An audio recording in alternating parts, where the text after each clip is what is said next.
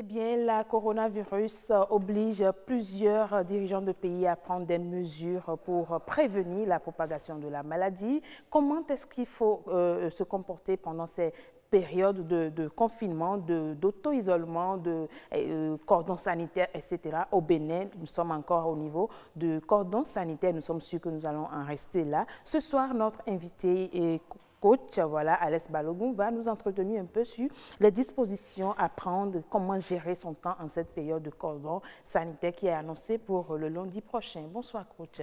Bonsoir. Comment allez-vous? Ça va très bien. Alès Balogun, oui. Vous êtes coach motivateur. Oui, et nous sommes avec, malheureusement, ce virus qui continue de faire de ravages, mais nous allons rester positifs, nous allons beaucoup plus capitaliser le temps qui nous est imparti. C'est bien cela? Oui, exactement. Alors, nous annonçons un cordon sanitaire pour lundi prochain, mais déjà, en tant que citoyen béninois, en tant qu'être humain, quelles dispositions je dois prendre pour ne pas passer cette période, disons, à la perte, tout simplement? Oui, pour moi, je pense que l'univers nous impose un moment de réflexion, un moment d'évaluation. Nous sommes en train de passer déjà le premier trimestre de l'année et vous avez fixé des objectifs au début de l'année. Vous avez pris des résolutions, mais je pense que dans cette période que nous allons passer, que vous allez passer avec vous ou en famille, c'est le moment maintenant de... Nous allons passer, vous êtes aussi bien sûr, concernés, voilà. Je pense que c'est la période pour évaluer ses objectifs de l'année. Okay. C'est la période pour se poser des questions, pour dire, oui, je me suis fixé des objectifs, mais je suis à quel niveau? Okay. Qu'est-ce que j'ai déjà réalisé? Ce n'est pas un moment de détresse, ce n'est pas un moment c'est-à-dire, ce n'est pas le moment de s'alarmer, ce n'est pas le moment de rester là à penser à comment est-ce que je vais peut-être sombrer ou pas. Est-ce que je vais mourir? Est-ce que ça va passer? Donc, surtout que nous n'allons pas mourir, nous allons très vite renvoyer ce virus.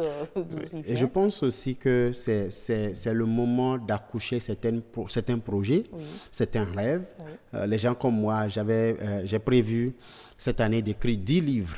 Okay. On d'écrire 10 et je me prépare déjà pendant cette période d'isolement d'en finir un au moins. Au moins. Ça veut dire que vous avez pu capitaliser cette Exactement. Voilà. Donc, peut-être vous avez un projet que vous avez prévu et maintenant vous avez ce temps imposé. Ce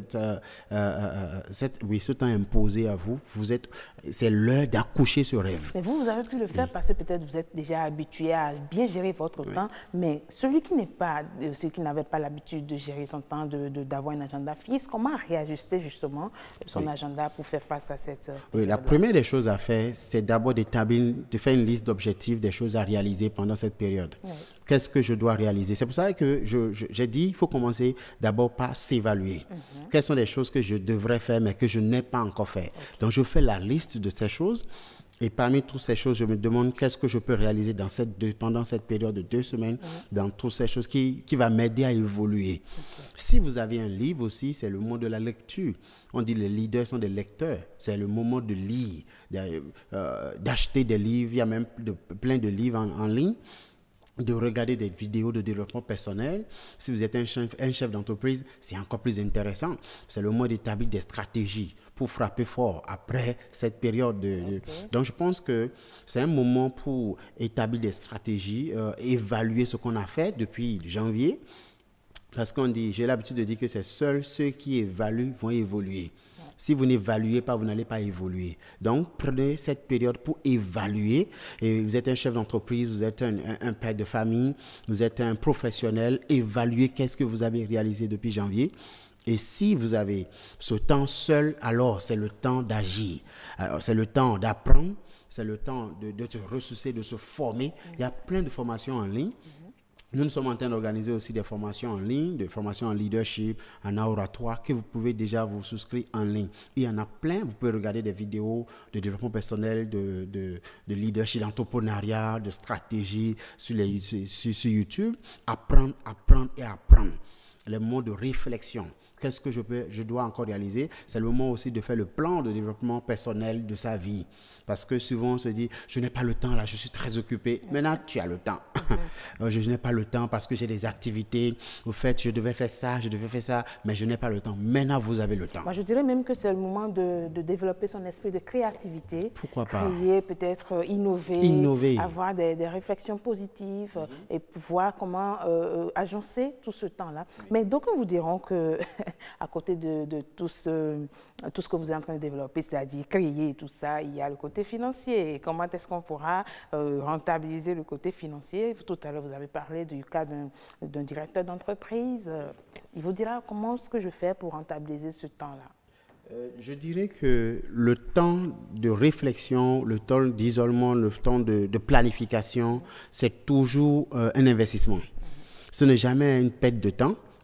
Vous ne pourrez pas rentabiliser si vous gaspillez ce temps. Voilà. Mais si le temps est bien investi, c'est un investissement dans votre avenir et vous allez rentabiliser. Regardez, par exemple, je parlais d'un chef d'entreprise, je suis chef d'entreprise et je me rends compte que j'ai 2 semaines ou 3 ou une semaine pour m'isoler où je serai seul. J'évalue tout ce que j'ai fait depuis janvier avec mon équipe, avec l'entreprise. J'évalue les chiffres d'affaires, la performance de l'entreprise, la productivité.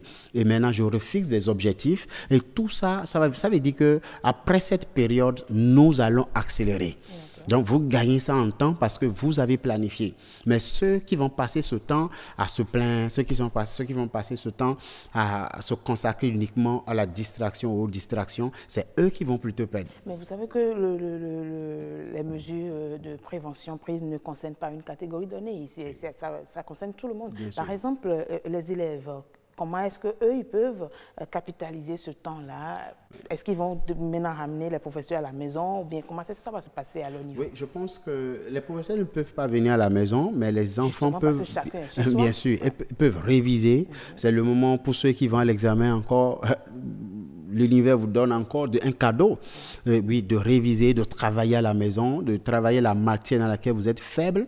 C'est le moment de travailler dans cette matière pour qu'après cette période, vous êtes fort dedans. Une autre chose qu'on peut faire, par exemple, je peux décider d'apprendre l'anglais dans cette période, je peux décider d'améliorer mon français. Moi, je suis anglophone, donc je recherche toutes les occasions pour améliorer mon français parce que je sais que c'est une richesse qui s'ajoute à ma vie. Donc, pour un élève, c'est le moment d'étudier, d'apprendre et de réapprendre. Et c'est un moment aussi d'attaquer, pourquoi pas, certains des sujets auxquels le professeur n'a pas encore abordé, pourquoi pas se préparer pour que lorsque le professeur va commencer à enseigner, tu as déjà une connaissance d'avance et ça aide plus. Et moi, je dirais, pour ajouter à tout ce que vous avez dit, je dirais que c'est le moment pour les parents d'élèves d'aller à la rencontre déjà ou bien de chercher à mieux savoir ce que leurs enfants ont comme cours déjà reçus, qu'est-ce que le programme prévoit, qu'est-ce qu'ils ont déjà fait, qu'est-ce qu'ils n'ont pas fait, pour quand même les aider. S'il y a peut-être des matières à rattraper, on peut le faire ces temps-ci. Mais en dehors de tout ça, qu'est-ce qu'on peut aussi développer? Ça, nous avons parlé des enfants, nous avons parlé des entreprises et autres, mais en tant qu'individu, comment je gère mon quotidien? Chaque jour, moi, il y a ce qu'on appelle le to-do list. Chaque jour, normalement, nous devons avoir une liste de tâches à faire pour la journée.